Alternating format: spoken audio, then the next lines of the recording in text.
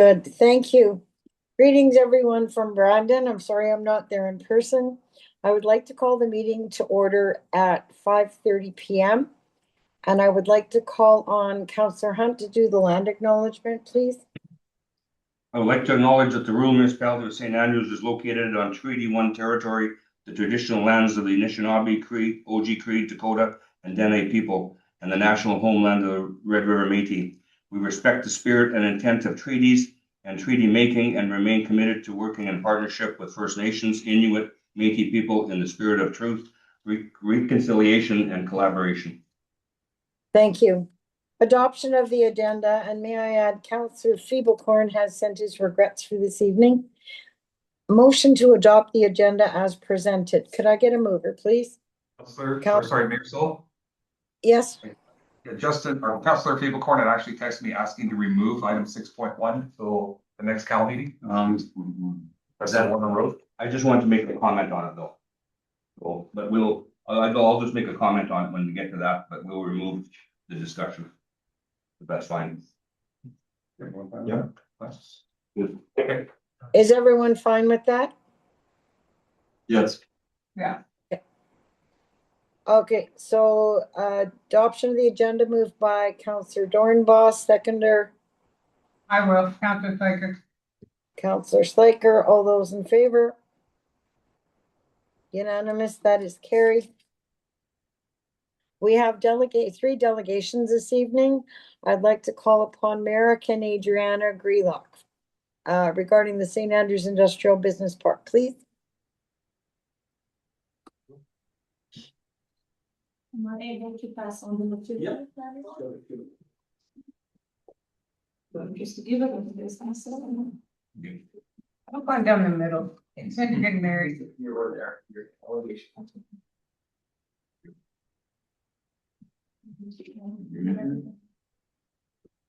Right there.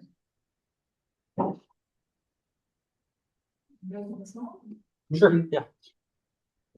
Thank you. Does somebody, should I just leave it? Leave a copy.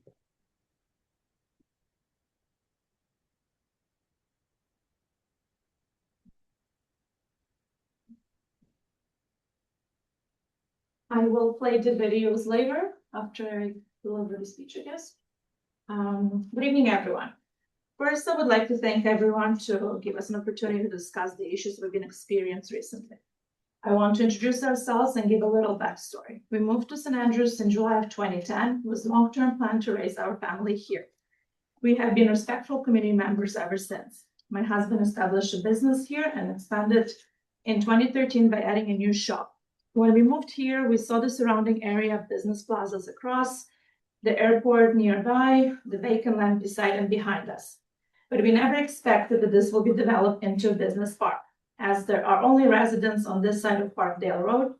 Some residents are with the home-based businesses. With all the developments here, we never received any communication or notices about the proposed plan or rezoning. We only heard this after the fact, and we find out that this was a light industrial park. We were reassured that this will be nice and won't affect residents. At some point, there was a talk about fencing and trees to separate the two.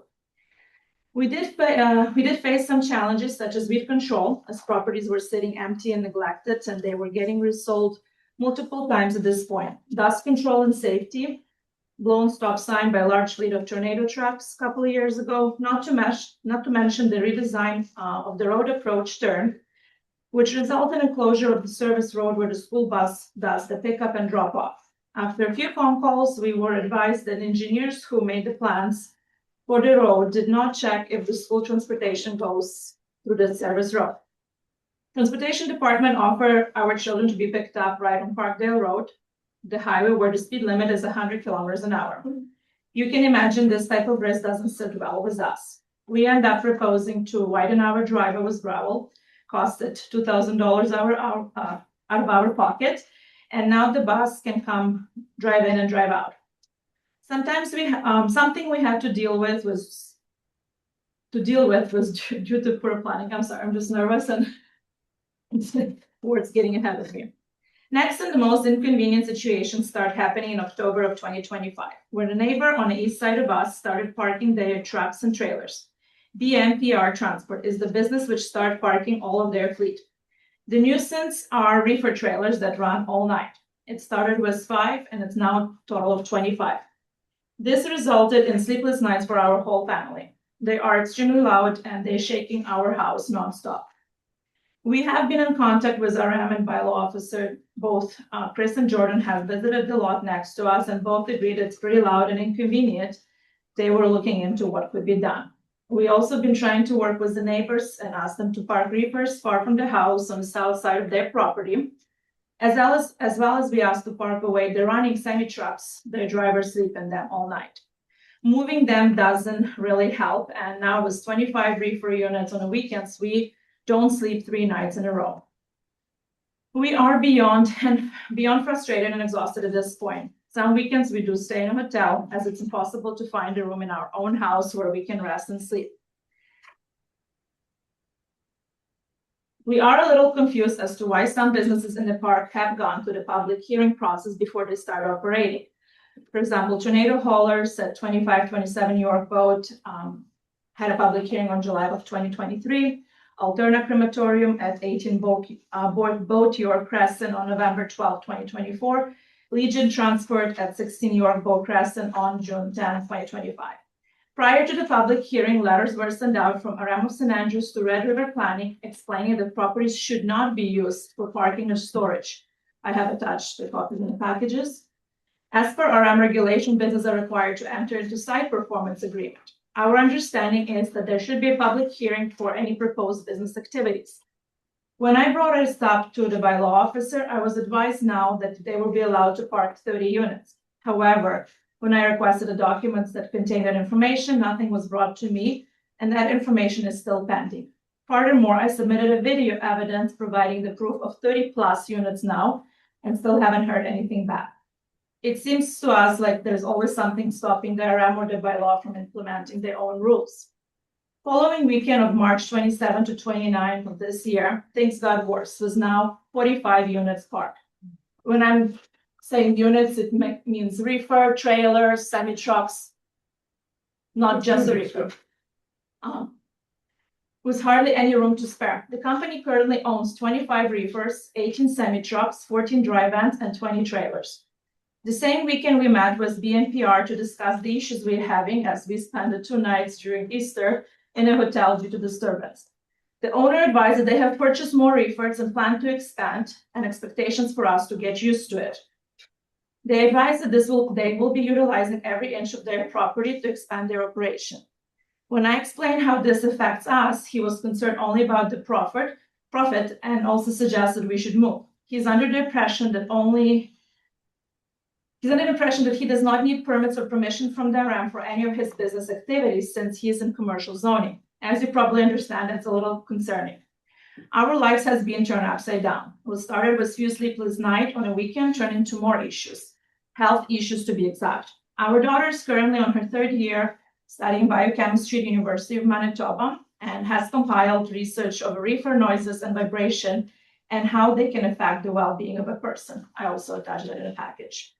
I brought a summary confirming that the frequency of a reefer trail does in fact affect a person neurologically and contributes to anxiety and insomnia. It's been very stressful for the past few months. Both me and my daughter has developed anxiety and insomnia, which we never had before. When you lose 3 nights out of 7 in a week, you are in a constant exhaustion state. It becomes harder and harder to function. On April 9, I met with my doctor and he prescribed anti-anxiety medication and strop sleeping medication to try help me to come out of this state. As all of this is unacceptable and honestly pure torture, and I don't know why this cannot be fixed. Why don't quiet hours apply to BNPR Transport? Why do we have a noise bylaw as part of our conditional use if they don't follow theirs? Rand Demolition, located at 326 Pardale, has also part of their conditional use, as well as the recent rezoning of 322 Parkdale Road. The noise bylaw applies to everyone, and everyone is entitled to a quiet night after a whole day of work. We are constantly reminded that this development is facing a lot of challenges, and some are faults of the previous councils, as we were mentioned. But I don't think it's fair to us to bear the consequences caused by other people's mistakes, especially after being a resident here in the past 16 years. On April 15, we attended an open house in St. Andrews Community Club and found interesting explanation of zoning M1 and M2, which clearly defines each zoning and their matching development opportunities. BNPR is zoned currently at M1, however, it seems that they operate as M2. We recently found that the business at 12 Red Rocks Lane, just a few doors down from BNPR, has been shut down as it was not suitable for this industrial park. They had a production of stucco wire. We are asking to implement the 11 to 7 rule to have no running reefers or generators during those hours and no worker doing repairs on the equipment at 3:46 a.m. This isn't much to ask as it's not allowed anywhere else and I believe should not be allowed in this RM. We also encourage BNPR transfer to go through a proper procedure such as public hearing and the development of building with a proper bathroom and rest area so the drivers don't have to sleep in their trucks and pee by the fence. We don't need to see that. Since Easter, the disturbance lasts now more than 3 nights in a row. Some lasted 5. The week of April 6, 5 sleep nights in a row. This is our only residence. We don't own a cabin or other accommodation to escape to. We should not be forced to sell as an easy solution in this situation. For the past 6 months, we have been going back and forth on all our options, and nothing can be solved without a huge financial impact. With this being not only our home, but the location of my husband's business, who is the primary income family, moving would cause a great deal of issues. After speaking with few of you at the open house, I understand some of you took time and drove by to witness the noise reefer make. And I wish I can demonstrate the vibration we experience in the middle of the night. But trust me, there is no absolute reason for me to exaggerate or make this up. We're simply asking for help to stop this. We would like to have this stopped immediately. I have enclosed in the package things that I have mentioned. I do have a few videos. I mean, they are repetitive, the same thing over and over every single weekend. I drove down just a few hundred feet away from the actual location just to demonstrate that when you're right next to it from our bedroom window and just down the road to demonstrate that you could hear the noise and you cannot hear it farther in. With your permission, if I can play those videos, because I don't know what other way we can bring that in. Yeah. Yes, Adriana, go ahead. Yeah, I'm just going to connect here quickly, so just give me 1 second. And I could provide all the videos as a video forwarded by email if I need to. Yeah.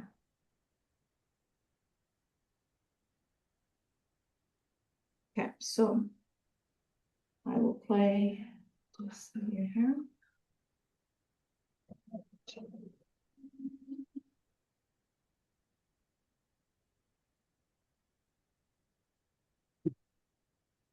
This is out of our bedroom window.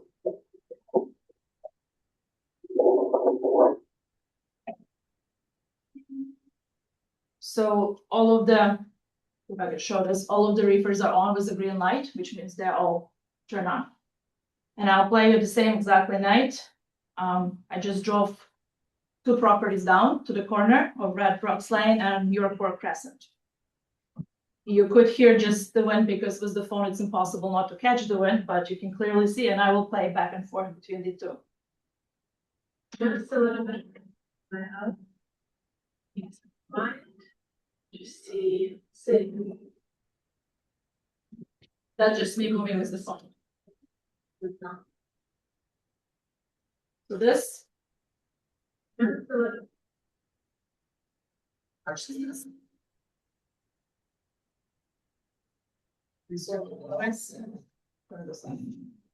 And what number was that from? On Yorkville Crescent, your section part of your video? So this is just 2 properties down, an intersection there, where the new shop now up for lease. So 1214, that would be right at the corner here. So 2 properties down. South of the place.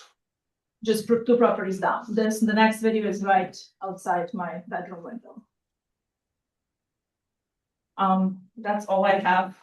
Then the rest is just the attached documents for you, what I was mentioning. Council members, do you have any questions of Adriana? Councillor Don Burris? Just, it's not a quick question, more of a statement. I don't typically drive down Parkville anymore, but after I talked to you last week, Wednesday, I drove down there, Thursday. And, I couldn't believe it. Like, when you said that they're close to you, they are close to you. They're like right next door. Yeah. And, certainly concerning for me as well.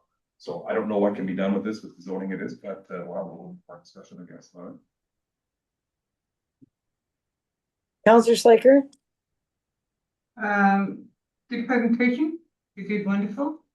Just want to be clear with everybody. I took a Saturday and went to Adriana and her husband's home. We spent an hour in the home. There were 10 reefer trucks parked in the lot at 5 p.m. on that Saturday.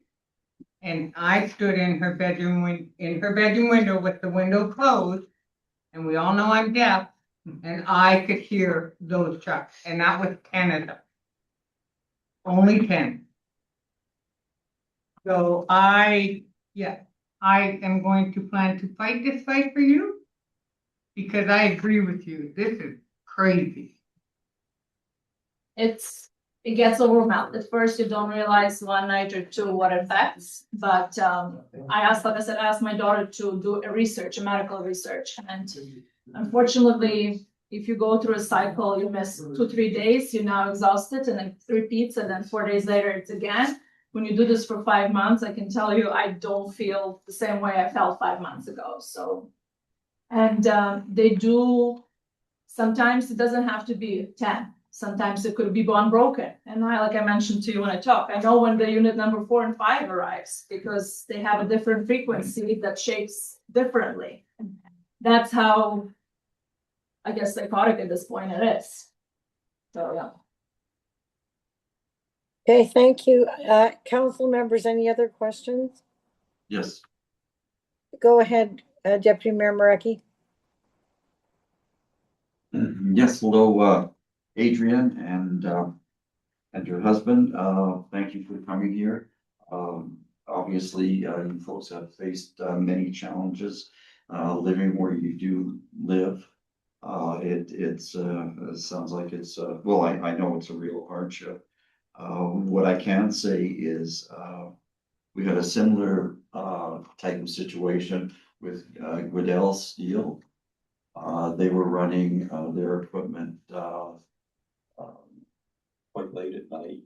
And I don't know if you're familiar with them, but they had a problem with exploding propane tanks and gas tanks going through the crusher. And these explosions that were occurring were quite significant. They actually could be heard across the river in St. Clements.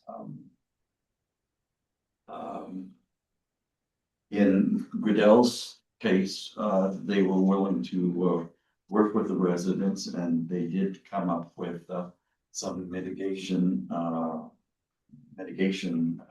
devices. Gradell built berms. They did sound testing, and they went to quieter equipment. Again, that's a case where the company actually worked with the residents to find solutions for their problems. And one thing that I don't really understand, perhaps we could find that out, is Gradell only operates their the noisy equipment that the crusher from 7 in the morning, and they shut it down at 11 at night. And I can see that these folks aren't, well, I guess they're not able to shut the units down. So that's, I'd say, perhaps a different situation. But no, I think this council is willing to work with you to find some sort of a solution. I don't know what that solution is right now. They understand there's there's the noise, there's the diesel exhaust to deal with. Councillor Slaker? Just, I know we talked about this, but I just wanna make sure we're clear. So I know that you've been working with the RM bylaw. Where are you at with that? As I mentioned, at first I hit the roadblock by. I'm pulling out the documents that clearly state, from my understanding, without a public hearing or without a building, they're not supposed to be even there, technically speaking. But then I was hit with the 30+ units, provide the proof of 30+ units, then we can shut it down type of thing. When I'm asking where the 30 units come from, I'm still waiting for that. So then I submitted the videos. I have number of videos shown each weekend from Friday to Monday, 35+ units parked. So I'm nowhere, technically. So they haven't come back with any answers or any kind of assistance at this point in time. Yes, correct. Thank you. Okay, thank you. Braden, I have one. Oh, sorry, Councillor Mondar, go ahead. I've driven by your residence there for quite some time now, and I was kind of shocked with all the trucks there and the new fencing and everything, and the amount of trucks. I don't think anybody did you a service by implementing this industrial area without, it seems like, some forethought for the homes that were existing. Your home was there long before the industrial area was a thought. And I hope that this council can amend this somewhat egregious happening. I'm hopeful that our economic development officer and everyone else can get on board with this, because you shouldn't have to live that way. And I don't believe that 11 o'clock is acceptable either. In a home, you should be, when you get home from work, that should be, business closing, and you should be able to enjoy your beautiful backyard and your family. You shouldn't have to put up with that until 11 o'clock at night. At this So- point, that's as long as we could get a sleep. I wish I could say for them not to exist. And this is an actual main reason why I printed something very similar. I'm a real estate agent, and there is a paper, the legal size paper, which shows one home which is very similar to our situation, which was located now to the new plaza where the new Tim Horton on Main Street is. This home was proposed by council and planning to be bought out because it will be interfering with the business plaza, which is M1, exactly the same situation. Of course, I wish I could go back 8 years ago and propose to buy the 3 lots, or to propose not to build past the ditch. All of that definitely could have been avoided with a little thought. But we are here 8 years later, and that's a consequence. Yeah. I don't know how the summer looks like for us in that beautiful yard that we built. I thinking somebody gonna creep over the fence, look at my children. I don't think I can barbecue and have enjoy the, like I said, the peace. It's been taken away from us, definitely. But at this point, I'm trying to just get a good night's sleep, which has been a challenge. And I can't afford to go every day, every weekend for 3 days to hotel. I just can't. At this point, I'll have to get a second residence, which I also can't afford. Yeah. And neither should I, right? So. Okay, thank you, Adriana. It's unfortunate. I think council will have to look into it, different options. Council members, does anybody have any other questions? Thank you very much. Thank you. Thanks. Thank you. Okay, thank you. Next, reception of delegates is Andrew Maxwell and Cora Steidinger on the Pronic Road drainage. You know what, I've got such anxiety just listening to that, I think I'm gonna get through this. Well, so that's awful. That seems out first, right? Sure. Come on down the fence. Thank you. I haven't skipped good things. Carol. No. You know what? I can't. Who else wants? I'll take a copy. Thank you, Andrew.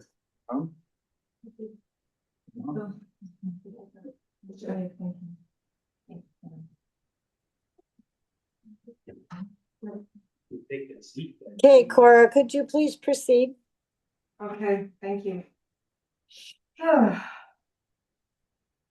Good evening, Madam Chair, Council, and others present. I might have to get Andrew to read this. My name is Cora Stadiger, and I'm here with my neighbor Andrew Maxwell. We are here to express our concerns with regards to the lack of maintenance of the ditches, drains, and culverts of this area that we live in, particularly that of Profanic Road and Chronic Road. This lack of maintenance has had a major negative impact on both of our properties. I have lived on this property on Chronic Road for 16 and a half years. Since that time, 5 new homes have been built on our road, all which have had an influence on water flow and drainage. Sandy Dirks, who has lived on our road for 40 years, wrote a letter saying that there's always been an issue with the water flow. I submitted a letter with that. I think when I submitted my delegation. Several years ago, after Andrew built his home, he wanted to subdivide and brought this to council. Most neighbors opposed it, including myself. My decision was based on the fact that the water drainage issue has not yet been resolved.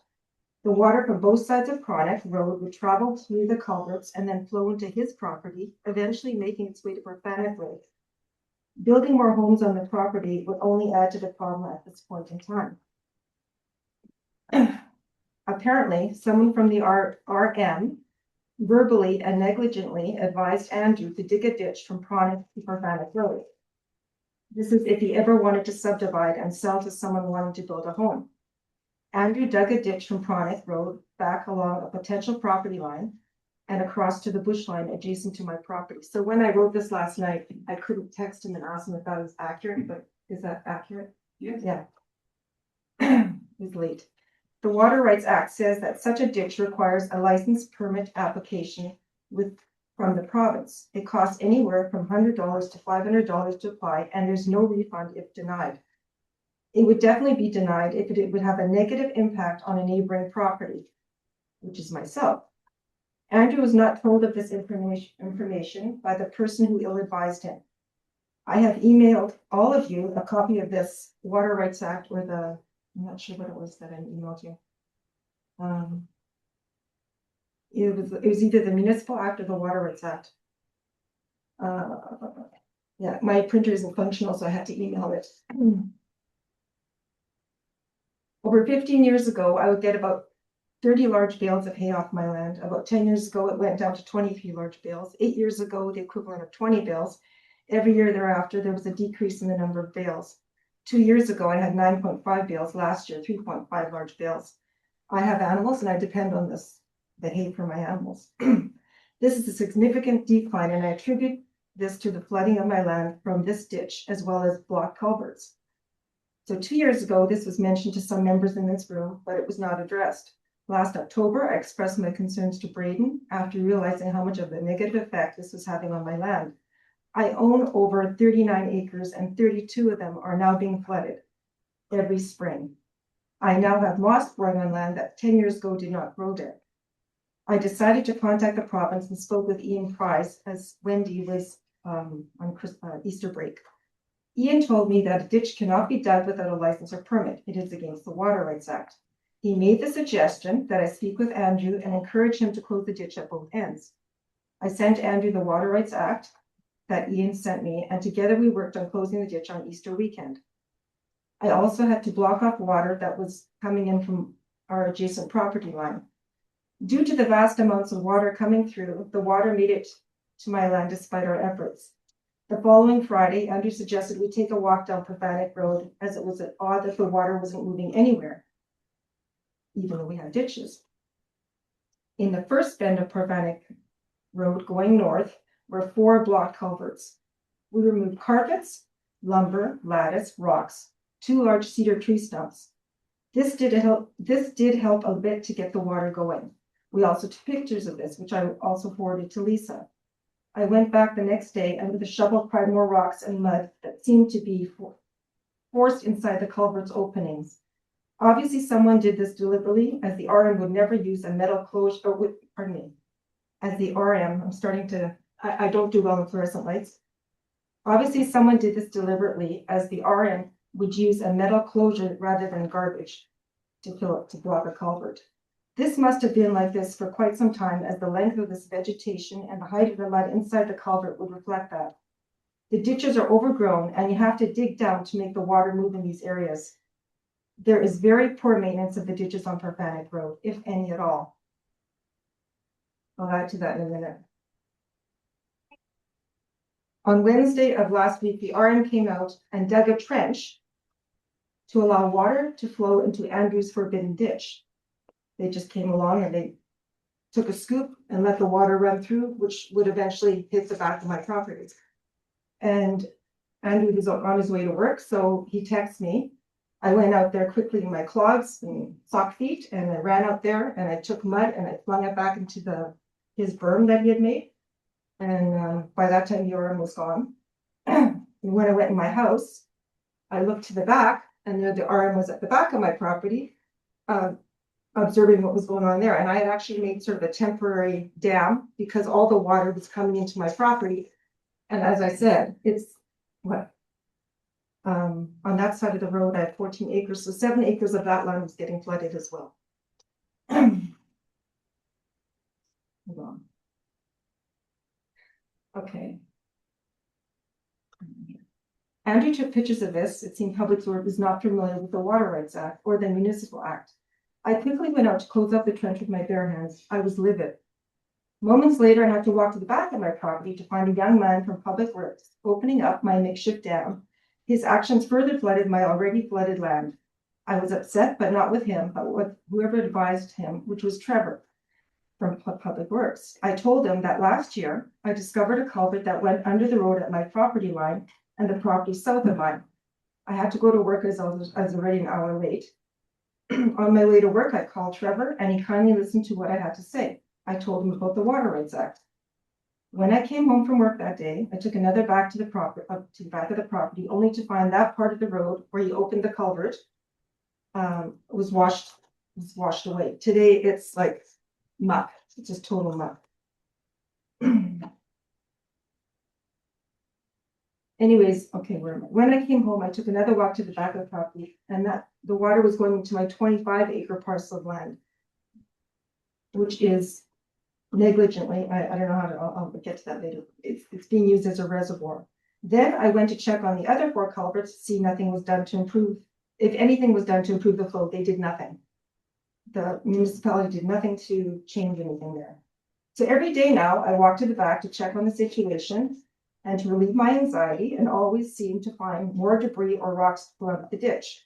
I took a shovel with me on Sunday and dug some of the mud away. So the culverts are about this big, and they're so deep into the ditch that only this much of them are open, maybe 4 inches.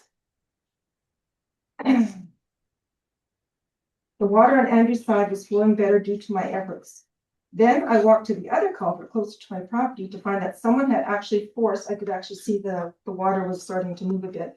They had forced an orange chunk of metal into the culvert to stop the water from flowing to the 25 acres, which further flooded my land to the east side of Parfanic Road. The metal must have been there for quite some time, as I was unable to lift it out. I would think it is the responsibility of the Public Works to make sure that all culverts are clean of debris and objects so that the water is able to flow at its best potential. All 5 culverts were blocked with ill intent. I also took a drive to Royal Crossing property, where my 25 acres of land is being used as a free reservoir for the RM. I was not informed or given any communication by the RM of the final council decisions. It was 10 years ago, to reduce the lots from 10 acres or to 10 lots to 4 lots. It was a proposal in the making. I think if I had been notified by the RM, it would have spared the residents in the area a lot of grief and dollars, as I certainly would have opposed it. I am beyond disappointed by the way my concerns are made to be trivial by certain people working for the RM who are paid by our tax dollars. As one man from your office said, I apparently don't know what I'm talking about. It is unfortunate that he or any one of the members of the team will not come for a walk on my property with me and witness the loss I have experienced in the past 10 years. I too have lost sleep over this, but not like that. That is not accountability and certainly a lack of integrity on behalf of the RM. I paid $1,000 more in taxes the past 2 years, and for the RM And for that, the RM used my property as a reservoir at a cost and a loss to me. Had the ditches been properly cleaned and a permanent solution for this excess water in the works, we would not be experiencing the animosity between neighbors. We need a resolution for all this overland flooding in our area, not a bandage. If Andrew were to build a berm across his entire property, all the water from Pronic Road, which comes up, is that the north side? The north side. North side and east side. Yeah, would back up into people's homes. The ditch that he created stops the water on the south side. This year, they all had flooded ditches, or they had full ditches because he made that ditch, or he made his berm. But all the other water flows through his property and eventually makes it to the back. And that's, I think, I don't know if that's a natural ditch, I'm not sure. It's kind of a ditch, not much of one. If Andrew would look at neither Andrew or myself should be used to hold water for this entire area. Neither of us have received any compensation, only grief. A resolution is required pronto. I thank you for your time. And Andrew will have things to add to that. So all the water comes down the street, out of everybody else's yards, and it flows straight to my land. So it was, actually, it does go to the back slowly, but I got it sped up a little bit. So it just seems weird that the whole street goes through because there's not really a ditch. I've been there for 6-7 years now. Well, that's when we started. My culvert probably has had maybe 40 gallons of water go through it. There's currently an hornet's nest in it, which is pretty cool. Because on the north side of the property, everything flows through right along the north side. And then other side of my driveway, there's a culvert that goes from the east side. So the ditch on the south side of the road, it'll come straight through that culvert. And then it actually heads south, I don't know, about 10-15 feet, and then just trickles onto my land. And then eventually it goes over to the swale that was built. But the swale is closed off, right? No, that goes in behind it. Oh. Oh. Goes down the land and then into the swale eventually. So there's some issues with ditching because there's no way the whole street should end up in someone else's yard. And as a result, it goes to the west side of the property and it disperses from there, flooding other land of everybody else. So Chris Burke called me today, just before I came here, and I asked him if he could come, but he was fixing his wife's car. And he has farmed the area for 40 years, and he's very familiar with the farmlands in that area. And I asked him about that culvert that I just discovered last year that goes from the east side of my property to the west side of my property, where it drains into the 25 acres, and he couldn't remember that culvert. So on the west side, someone actually took the culvert because the water that was flowing through, when I looked at it today, I thought that's odd because I was feeling for the culvert. It was actually just coming under the mud. So someone took that culvert and bent it around so that the water can't flow properly. I don't know if it was a farmer, if it was a municipality, I don't know who did it, but there is absolutely no maintenance in that ditch, nothing. And since I've been out there, nothing has been done other than Andrew's ditch that he created. And now it has had to close off. Otherwise, he faces a hefty fine. And I've sent you the Municipal Act and the Water Rights Act that states that you are not allowed to create a ditch. Now, I was told that I'm not allowed to dig that mud away. Had I not dig that mud away from the culvert, I'd have the water up to my house. Because right now I've got moss coming. This is a really horrible, I just quickly did this because those maps are so small. But I've got the water coming halfway up my like where his ditch crosses here. I've got water and moss all the way there. I can't go out in my backyard without wearing boots. The only place I can go on my entire property actually is on my driveway. And I thought I sat relatively high, but I don't. And the people that he was talking about where the culvert goes through, they are quite annoyed. They want us to open up that ditch, but I don't think they realize that there is no, Carvanic Road has nothing, no, absolutely no maintenance. And the road's actually washed out in two Oh, it's- spots right now. Yeah, there, actually, it's worse now. I mean, today I went back there and my boots were ankle deep in muck. So I've advised Chris, who farms that road, to not go down that road until it gets repaired. And I don't know how you repair a muddy road like that. Plus, the culvert is only like this much underneath the mud, so I don't know what can be done there. But this has been an issue for 16 years since I've been there. Sorry, how many? I've been there 16 and a half years. 16.5. But in the past 10 years is when the decrease in my hay has occurred.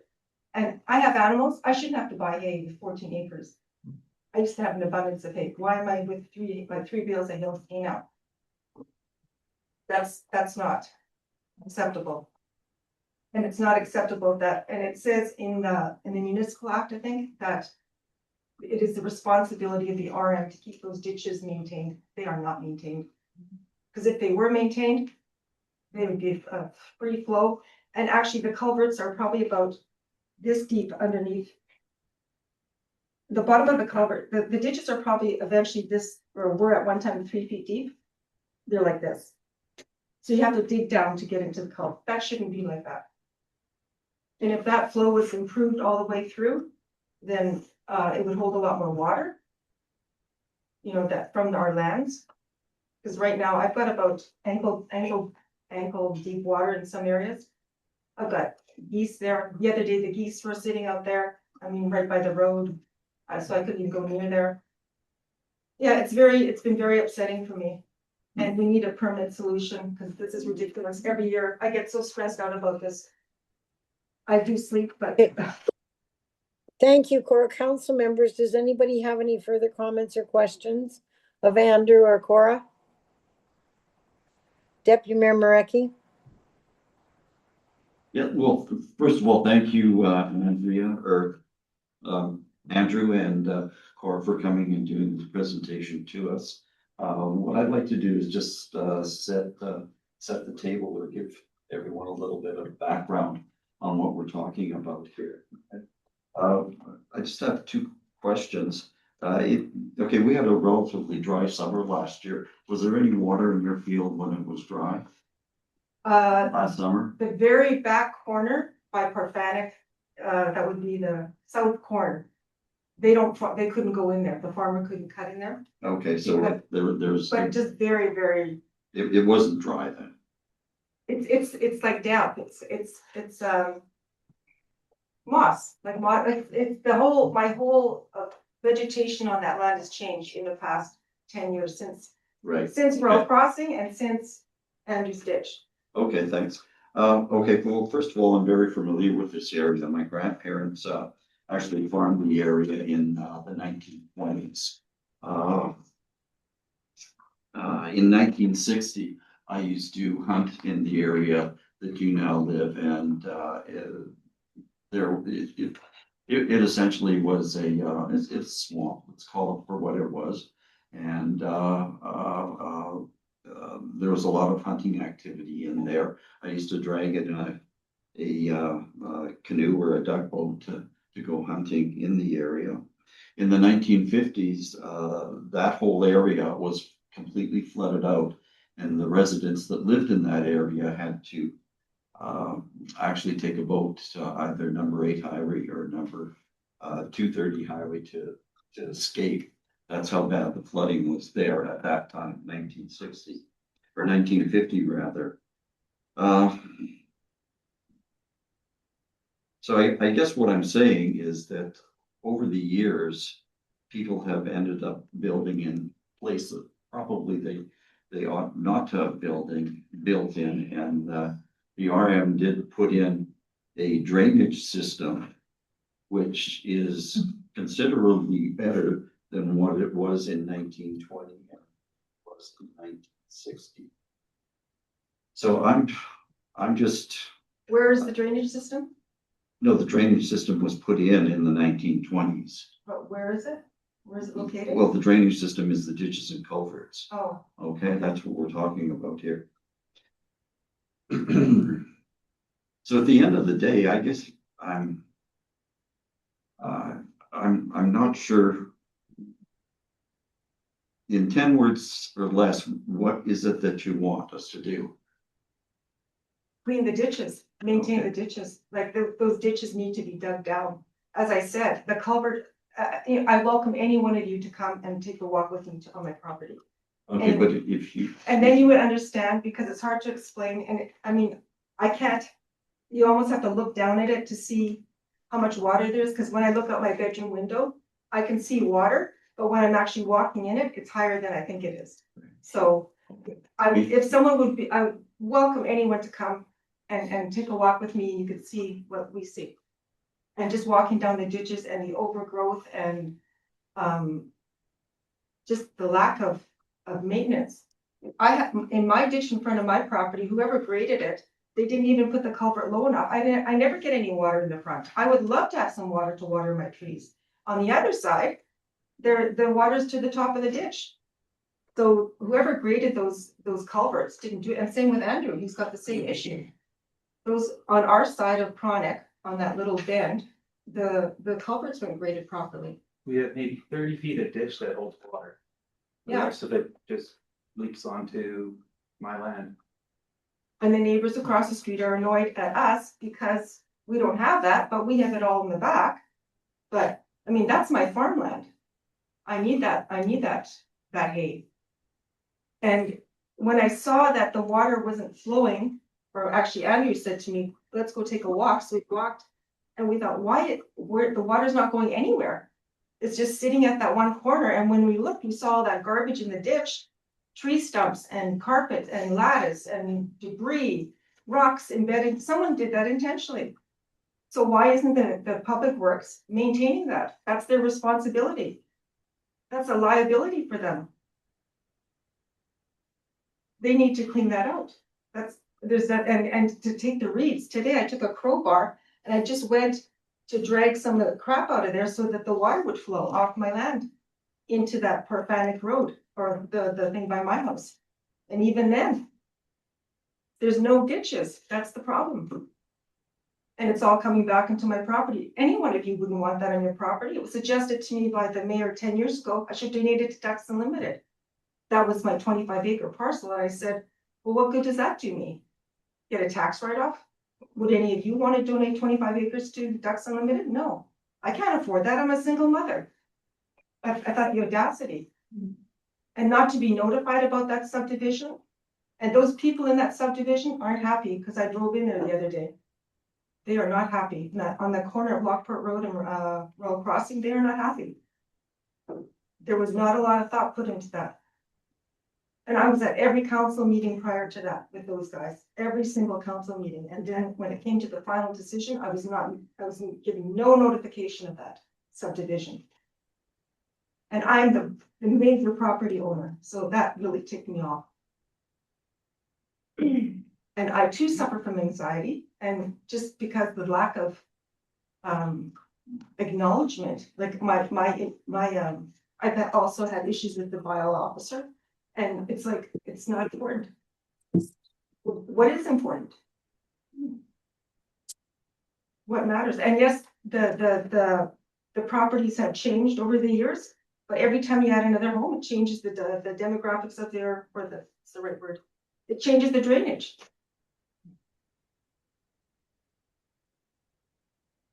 Or Yeah. ironically, we just finished talking about this, I think, what was it, last 2 weeks ago, about slope and drainage and clearing out, and I'm assuming that the RM, was it the RM that was doing the ditches, or was it the contractor doing the ditches in that area? So what happens is, it happens in my area too, where they dig in because it's still snowing, and they clip the tin, and the tin bends down, or tin, and it just happens over years and years. It's not saying that's, I'm just saying what happens in my area, that's for sure. But you're saying that if all these arteries are cleaned out and graded properly, everything's gonna flow out of that area. It would be an improvement. Like, I've never seen any, like, as I said, I lived there 16.5 years, and I used to walk my dog to the back all the time. And there was never the water that it is now. Because I wouldn't take him back there, because he's a big fur dog. I would never take him back there. And the 25 acres, it used to be, I would say, like grasslands, wet grasslands, and just, an odd puddle here and there. But now it's pussy willows and flooded. And I know that so Chris said to me, he wasn't aware of that one culvert from the east side to the west side. He was not aware of that. And he's farmed that land 40 years, so either someone put that in there and then blocked it off later intentionally. Like whoever did this, it's intentional. And whether it was a person or a farmer or the municipality, I would think the municipality would just put like a metal gate on it or something. Because we had that at the corner of the Bend of Chronic right close to his house. Because he had issues with his neighbor, or maybe that was before your time. That was before my time. Yeah, there was a guard put down, but then that neighbor took it off. Yeah. Okay. It's not, Oh. sorry. Thank you. Sorry, Corey, it's hard for me. I'm in Brandon. Councillor Jordan Boss is right. Council just talked about this at the last meeting, about getting a report from Public Works about starting something with the drainage. And a report to start maintenance on ditch, because there hasn't been maintenance on ditches for years. And as you know, I walked back there on your property years ago, and it is Yeah. getting worse. So perhaps administration, we could sit down with Public Works to include this area. Like, that's very, I mean, this should be looked at about this culvert that Cora's just indicated was turned around, or somebody blocked it and nobody knew it existed. Like, what is the purpose is there? If it was taken out, would that help the drainage? But thank you, Cora, and Andrew, that was an excellent presentation. And I think administration will have to sit with Public Works and look into some sort of plan to start sooner than later to look at this drainage right there. Is that okay with you? Are you asking us? Well, I mean, Or we're it's hard to- gonna have to do something there. I Well, remember. I'd be happy to give him a tour as well, because it's very frustrating. Okay. Yeah, Thank you both for coming to, thank you. so all of council hears what's going on, and we're gonna have to sit together and come up with something and deal with Public Works. Okay, thank you. Council okay with that? Yeah. Okay, Stay tuned. thank Stay you. tuned. They need extra troubles in the ground, I know how to do it. Thank you. Thanks. Thank you. Our next reception of delegations is Michael Jurcevic regarding the streetlight on Belmont Road. Would you like to come forward, please?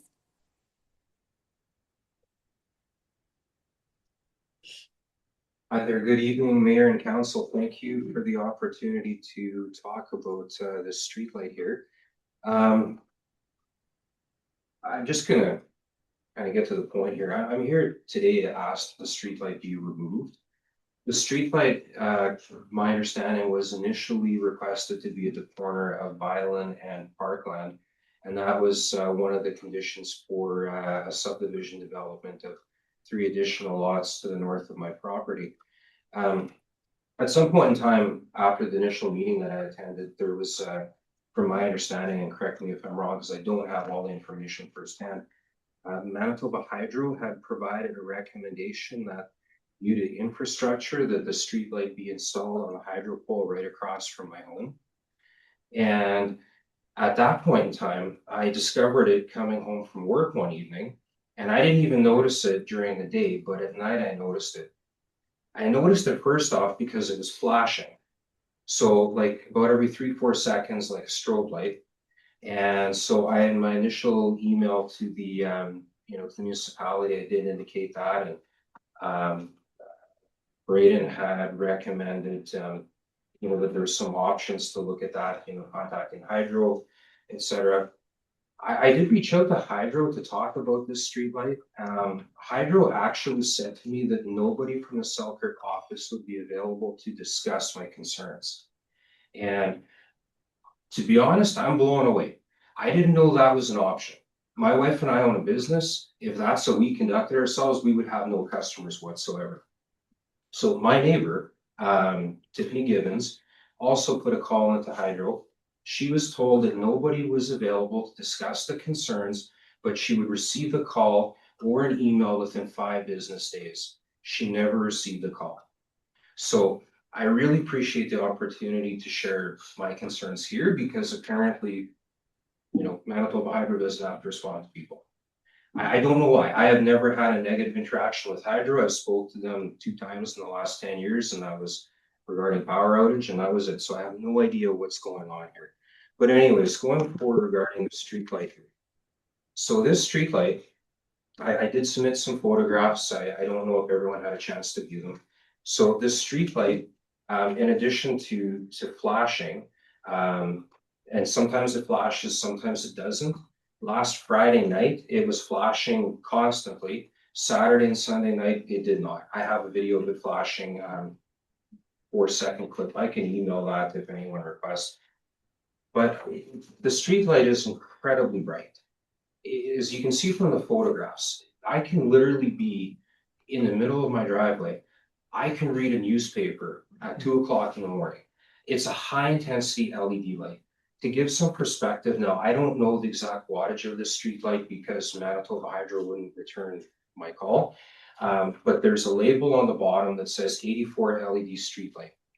So ChatGPT is really good at analyzing visual images and looking up information. So according to ChatGPT, an LED, 84 LED streetlight of that particular model is typically in the range of 80 to 100 watts of LED light.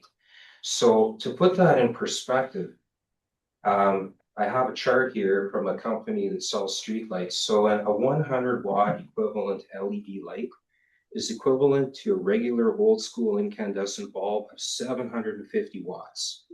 So my living room window to my property line is 70 feet, and then I have about another 20 feet to the road. So less than 100 feet from my living room window, I have a 750 watt light shining down onto my property. On top of that, the actual light fixture, if you look at the photos, it's angled from the pole directly towards the house because the power lines coming to my house are in the way.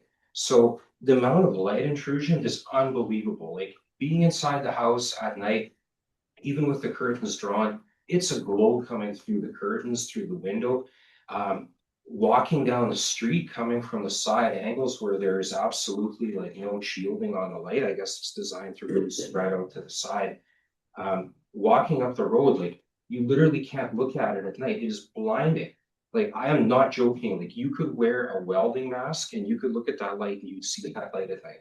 Like I do invite anyone to walk through.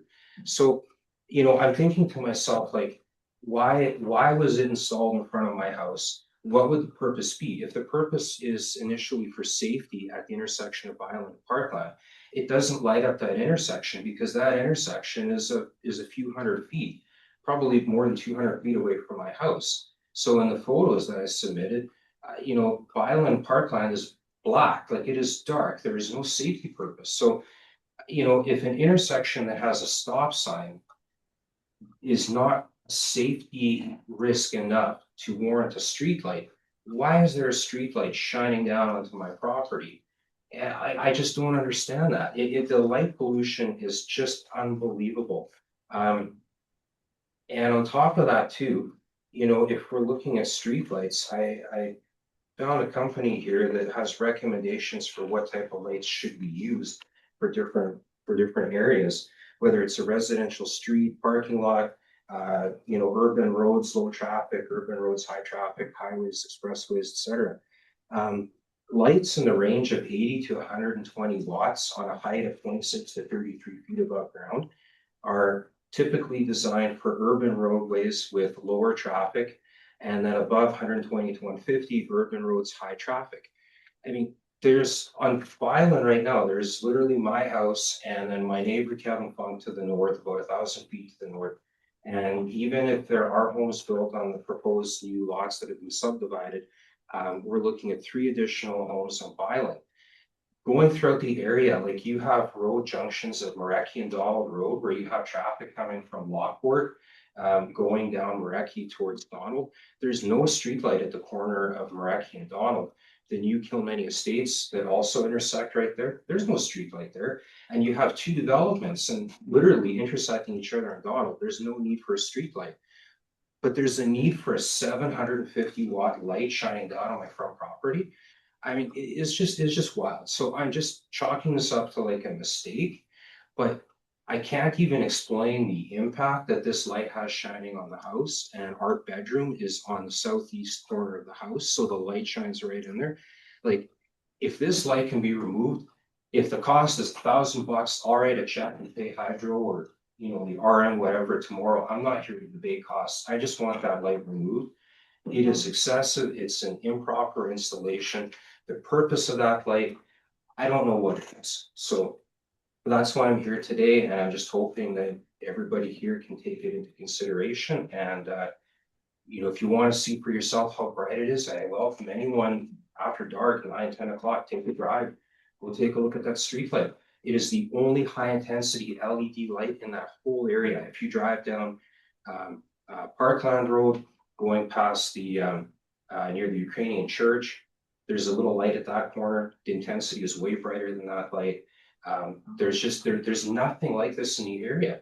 You can walk down Parkland going towards Mareki, and you can be from halfway between Byland and Parkland, which is approximately like half a kilometer.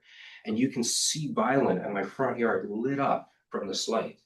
Like, it is just unbelievable. So I really hope that there can be something, you know, arranged here, and you know, we can resolve this quickly.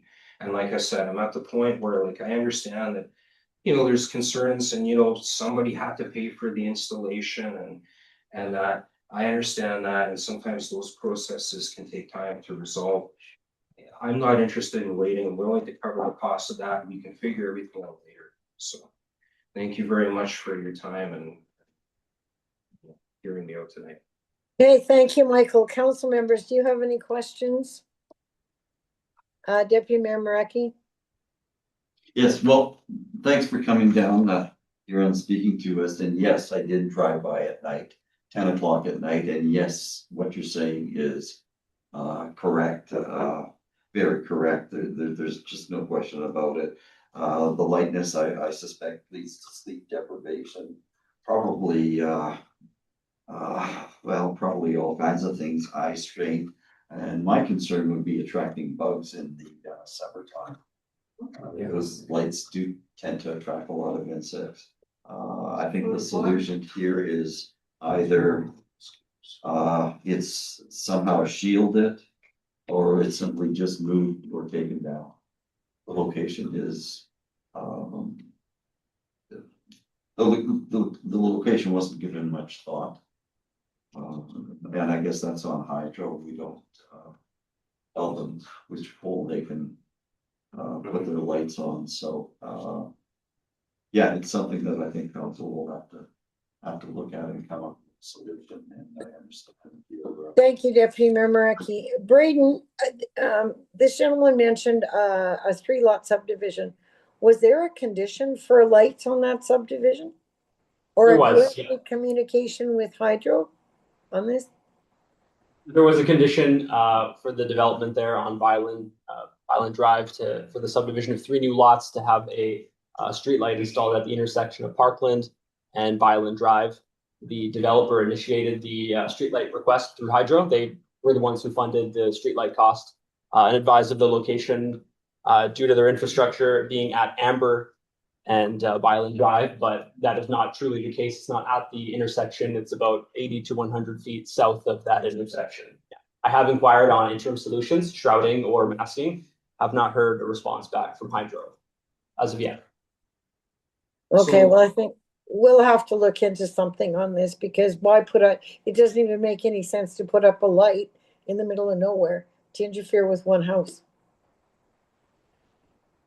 No, I appreciate that. My other concern too is, you know, from a traffic management standpoint, it is a safety hazard, because when you're actually driving under that, I mean, right now there's very few people. There's myself and my neighbor Kevin Funk to the north, but you have somebody driving down the road, you know, you're in pitch dark other than your headlights in front of you. You drive under this light, it's insanely bright, And then you leave that light zone and then you're in total darkness again.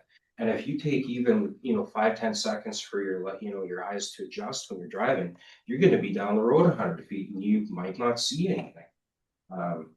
And yeah, it's just, I was blown away to see that. So, like I said, if costs are gonna become an issue or there's a debate or an argument about that, I'm at the point, where, I'm just willing to deal with it as long as it's something not of, extraordinary huge, like $5,000 to remove that light. But if we're talking, $500,000-600,000 to pull that down so that I don't have that in my front yard, I am completely on board with that, and then everything can be figured out later. So, again, and then my neighbor, I'm not here speaking on behalf of my neighbor. I did not request that on the application form, but I believe my neighbor sent an email and some concerns to, or contacted Councillor Rob regarding her horses on the property, which run right underneath that light as well too. So, I mean, there's a few things here, to look at and consider. Animals, livestock are impacted by LED lights, especially high intensity lights. The blue light spectrum interferes with hormones, breeding cycles, etc. That's for her to talk about further, but there is a lot to consider with this here, even though it's just her property and my house that are directly impacted by the light. Okay, thank you so much. We'll have administration will look into this, and maybe the developer and Hydro, I have no idea what they would have done that. But we have, and I was copied on emails that went to the deputy mayor from your neighbor. I think there was a couple emails. But anyway, thanks so much for coming in. Okay, our next item on the agenda is management reports. Thank you to management for your reports. Does council have any questions on the management reports? Councillor Hunt? So a couple of them. On the first of all, Jordan's reports were great. Last one we got was number 10. I'd like, in going forward with the high water events that we have in the springtime, I like to call them high water events rather than flooding. More information online, like his report is great. It gives you a day-to-day, almost a snapshot of what's happening. Ice jam is always important when it gets past the cut. To a lot of people all around Netley Creek, it's a sigh of relief when it gets past the cut. So if moving forward to next spring, if we can change something different to make it more accessible to the public, rather than even in his report here, like the public sees that once a month. We only see his report. And I know some of the drone footage is online, but working from the south north and opening up culverts and all that kind of stuff, great report, but it should be more to the public to alleviate any tension that they have. And it's been a great spring. Last few years we've had great springs. Even this one being so late, I thought it would have been worse, but it's melting slow and going really, really well.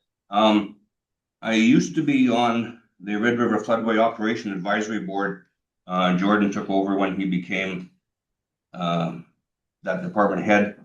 And I still get the minutes. So from the minutes, there was one of the issues, or no, not one of the comments in the minutes.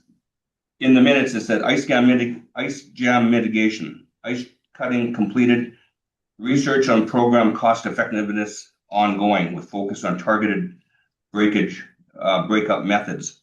So I'd like some more information on that. If the report has been done or what they're talking about, if they're not going to do the whole thing right from the cut right into, I guess almost to Lockport, it goes on the cutting program. I think it works well because we don't get that big blockage of ice. We don't really have an ice jam, it's an ice dam that is downstream of the water that's coming. So I'd like some information on that. Going to Public Works report. Another thing, these reports, they're for the month of March 1st to March 31st. We're already on April 20th here. I don't know in moving forward, if we get more information on them as council. For a long time, I've been asking for a better report on public works. I think this month is a bit less even. I'd like to see more information on that. I'm gonna bring up a sore spot with myself here. I've been asking the CAO probably for a year now to have decals put on the RM truck. Still not on there, yet I see in the report that the public works manager meets with the CAO weekly. So sorry for this, but I've been asking for these decals now for a year. All there is on that truck is just our insignia of the symbol of St. Andrews. It doesn't have Arm of St. Andrews. All the other trucks have armofstandrews.com on the back of them. Let's be proud of the equipment that we have. We have them on all of our equipment. So it should be on that truck as well. And I've been asking for it for a year. The service tracker reports, I don't even understand them. There's one here, it says 0 opened and 77 closed. And as the people comment on this is alarming. Average number of days to close a service request, 33 days. Average numbers to close a service request system-wide is 50 days. Like, I know that's not right, so it shouldn't be on there. It doesn't take us that long to close a request for sanding or another pie chart here. It says road cleaning, snow clearing, sanding. 0 opened, 9 closed. And I know that probably could have been on the changeover from the month, from the month to month, but let's see if we can get a little bit better information on this, or don't put these on there at all, actually. Because I don't know how we closed 77 and none were opened. So I think that's all I have. Thank you. Any other council members? Councillor Don Bros. Just for Braden, in regards to the RFP for the municipal soccer fields, that's all done in. Just closed on Friday. Yeah. Closed on Friday. We're evaluating the tenders this week. Okay. The anticipated date of award was Friday, but I'm thinking we would have it on next council meeting for the award. Okay, thank you. Any other question, Councillor Slaker? A question for administration. I've put through about 5 or 6 service trackers, like last weekend into this weekend. Not a word back. I put in my own RM email. I put the person's name, the address where the flooding is going on. Not a nothing. And what's the point? I get the point, and I get that, but when I read it keeps, it's calling me every 2 hours, where are you at?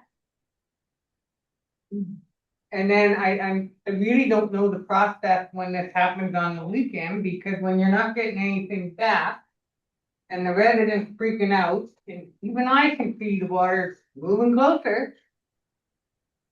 Like, I reached out to the CAO, and Sunday night I sent a text message to the public works. Like, I shouldn't be doing that, I know that, but I don't know what the rest of the route is.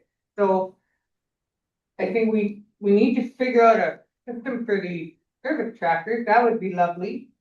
And number 2, I would like to see a written piece of paper that says what is the procedure, off hours and weekends, and that when something's going on.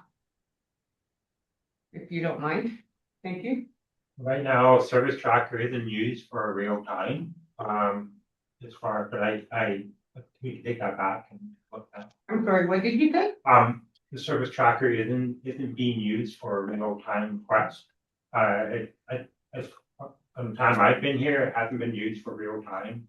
Where if you enter in a request on a weekend, that it gets looked at within immediately, right? So we can look at that and see if that's process. We haven't been using it that way. What's the point then? It's the weekend and Well, we're flooded, for God's no, sake. we were doing it on the week. We don't do it every weekend. We're not staffed 7/24.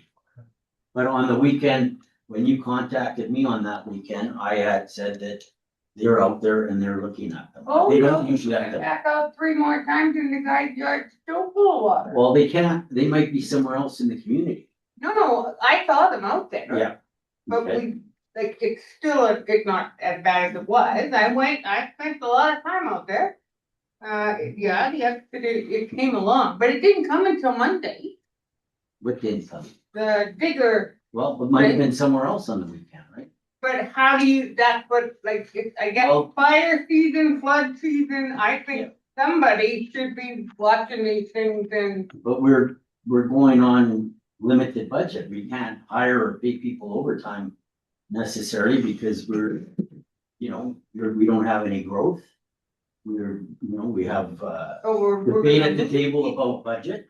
if we don't start answering people and helping them out in the state of the time they think they're in an Did emergency. they flood out? Did they lose? What did they lose? Like, I mean, All their we- property, their driveway, half a road got they're gone washed now? out.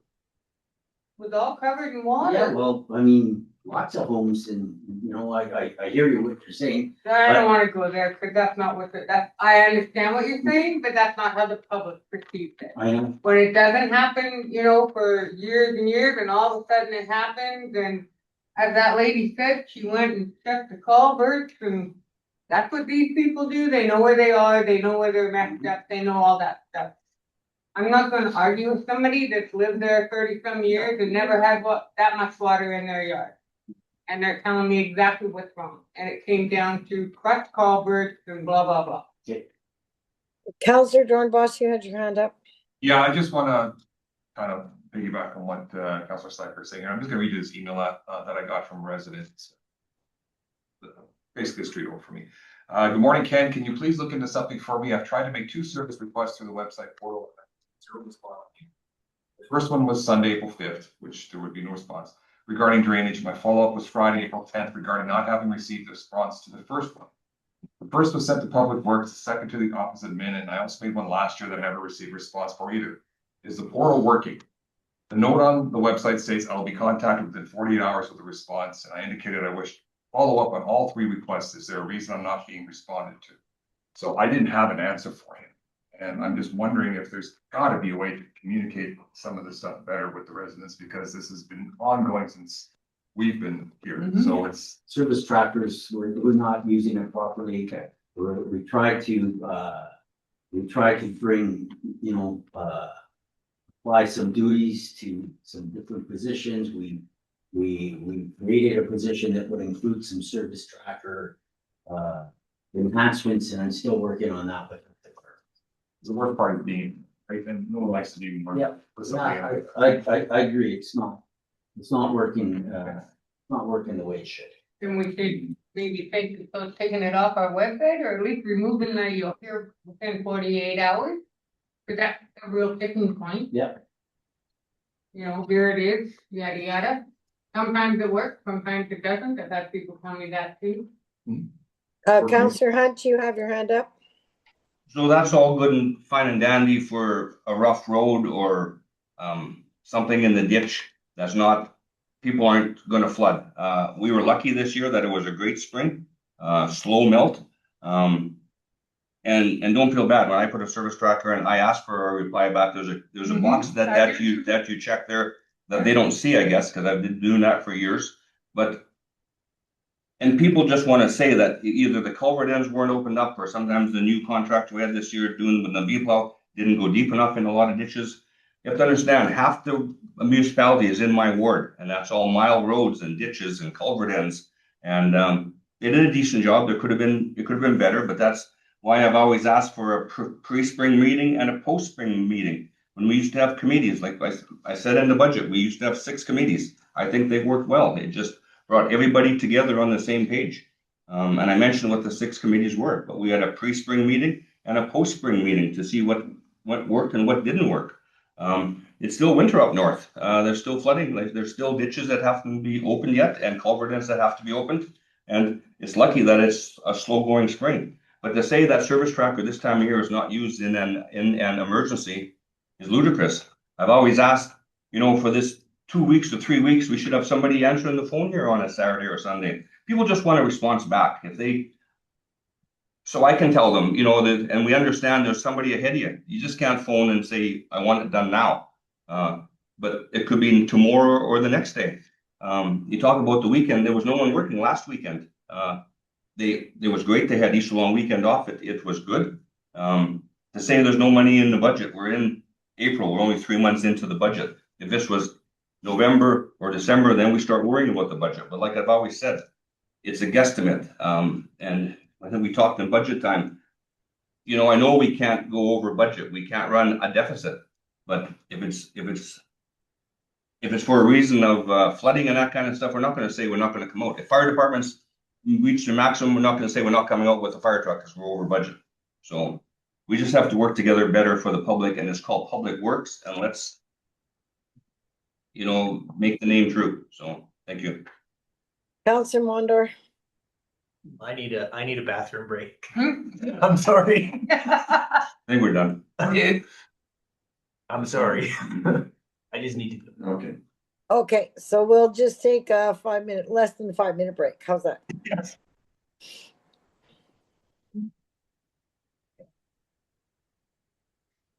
Okay. Go ahead. Okay, meeting has been reconvened at 6:58 PM. Thank you, everyone. The next item is old business, Warner Road Lake Access and ice fishing. Now, Councillor Feeblecorn is not present. He had brought this up. Councillor Hunt, you said you had some comments. Would it not be fair that he hear them as well? At the same I time? didn't understand, but the issue come up at a meeting, and I'm just gonna make comments and just people to think of till the next cow, and also what his and my thought maybe for this issue. This is a good issue to have. So he brought up a couple months ago about vehicles parking on the road on Gilmy Road and Warner Road for a mile because there was no access plowed onto the lake. But we'll talk about that when we talk about it in the next meeting. But him and I would like to strike have a committee that would strike this up with some stakeholders from the fishing community, and he did a great report. I don't know, it's not in here, but I think he had sent it to Mr. CAO. So if he could send it to us and look it over and add comments to it, so we can talk about it and work on this through the summer. You know, there was a mile of cars on Gilmy Road and Warner Road, so this is the biggest lake access on Lake Winnipeg. You know, there's thousands of cars a day go down there. So let's make it great and make it greater than it even is. And we've got to plow the snow sooner and on and on and on. But if we could strike up, when you see the report that Councillor Feeblecorn did, it's great. And I want to get it on there so it doesn't get forgotten. Okay. The history of it, but think about striking up a stakeholder. You know, it could be somebody from a business, and there's 5 or 6 people with 8 or 10 snow bears, and they're like a bombardier that takes fishing groups out. You know, there's a lineup for fuel, and then at the store when it opens up at 6 o'clock in the morning. So it's great for the community, great for our businesses. But I think it's just more of a discussion has to happen than just ourselves. We need stakeholders in it and tell us what we're doing right and what we're doing wrong. And both of us had talked to St. Clements. They do it on the east side. So like I say, so read it and let's come to next cow when May 19th, I think it is, and with some ideas and striking up a committee or, yeah, thank you. Okay, thank you. And now I just realized that I'm 6.2, landfill tipping fee review. In all fairness, that was Councillor Feeblecorn that brought that up as well, and he should really be present for this. It was his idea to bring it on. So is council okay with we move it to the next cow as well when he's back? Yeah. Okay, that's fine with administration? Yeah. Okay. Okay, next item is new business, the volunteer recognition. I have the list in front of me, and I'd like to acknowledge the following volunteers.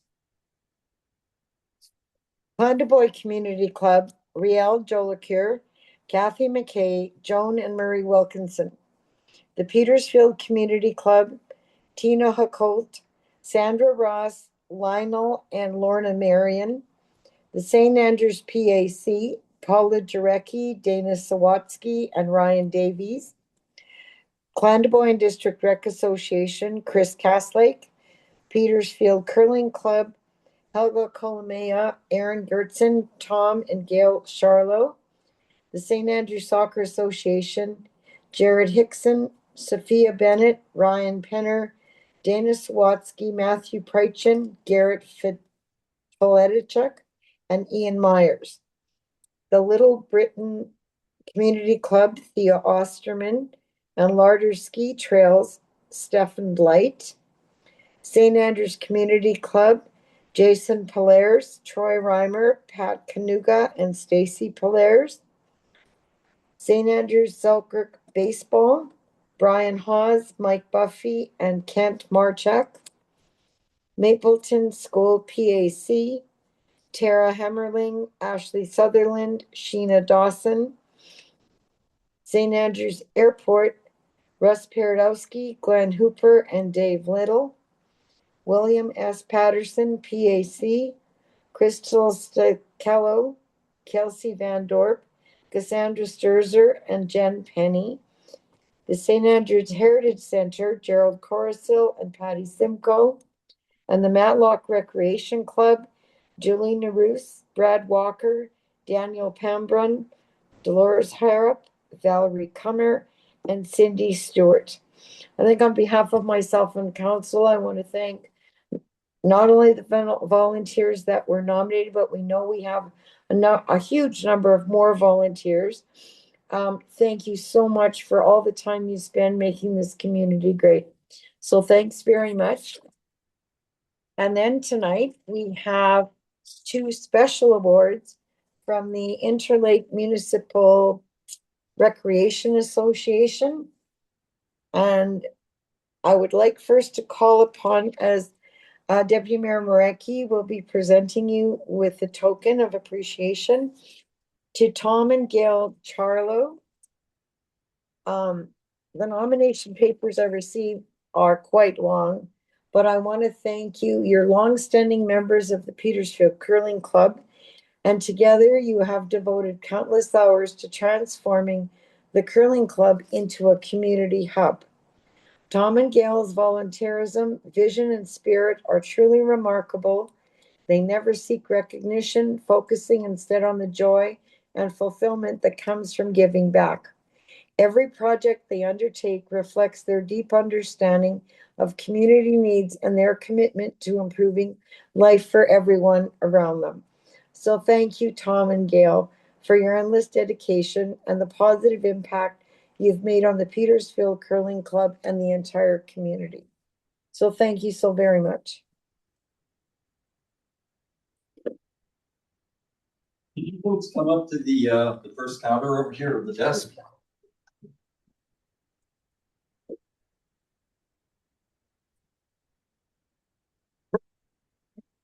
Yeah, just right there so we can have these, just like the Academy Awards. Come on up here, folks. Yeah, we can do this all together. Rob, I have something to read for Matlock. Yeah, so. Oh,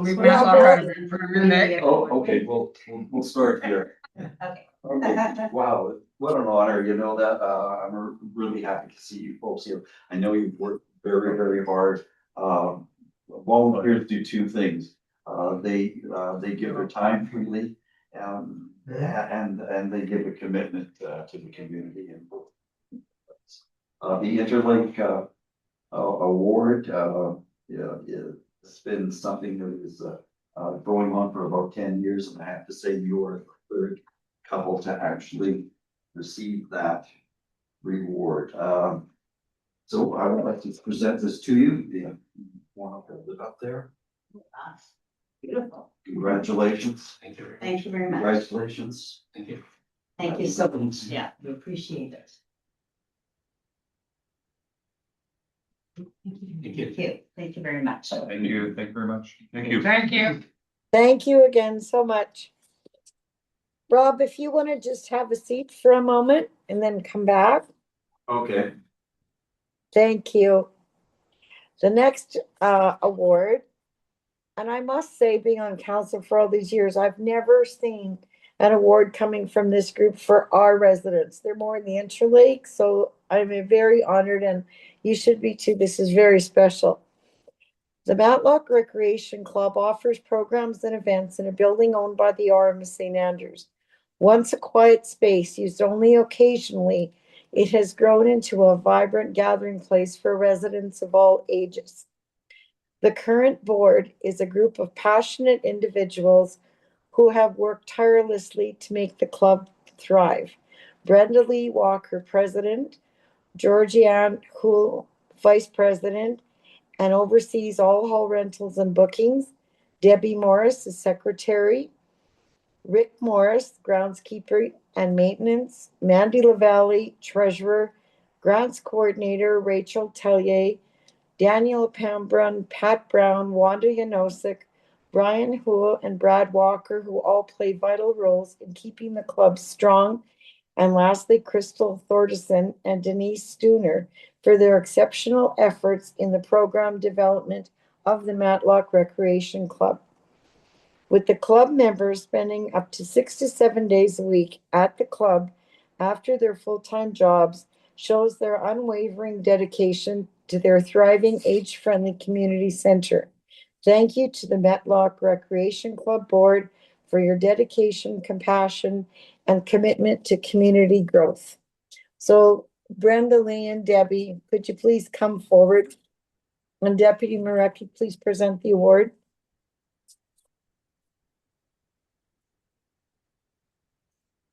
Boy, hello. It's a real honor. It is. It's a real honor. You dedicated so much time and energy, and wow, this is really something. On behalf of the RM, congratulations. Thank you so much. Thank you.